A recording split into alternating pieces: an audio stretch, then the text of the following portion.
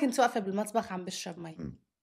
فإجت الإنسانة وتهجمت علي، فأنا بالصدفة بإيدي الكاسة يعني والكاسة فاضية هيك يعني هيك صار، فأنا عملت ردة فعل وكبّيت عليها الكاسة، تمام. الكاسة لو ما كانت بإيدي أنا يمكن ما كنت زتّيت الكاسة، يمكن كنت عملت شي تاني. أو كنتِ هجمتِ عليَّ، إنه بدِك تطالبيها. ممكن كمان ما هاجمت، ممكن ما كان صار شي عرفت؟ فهي بالصدفة بهاديك اللحظة كان بإيدي كاسة وجسمي وعقلي عملوا هيك ردة فعل، طيب روبي هي ليش ردة فعل. ليش لحتى تتهجم عليكِ؟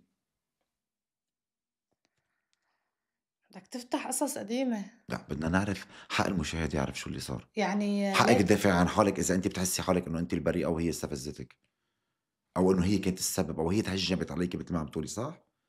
هي بلّشت صح، أنتِ قلتِ. إمم، حق المشاهد يعرف الحق على مين صح؟ ليش هي هيك من ولا يعني شي حطّت روبي براسها وإجت بدها تهجم عليكِ؟ هلأ أول شي البادئ أظلم، مش قصة إنه أنا بريئة وهي هي، البادئ أظلم، هي اللي بلّشت، إمم. هي دقّت الباب وأنا سمّعتها الجواب، سمّعتيها جواب كبير. صح، شو السبب ما باعرف وما كان بيهمني أعرف، برأيِك غيرة؟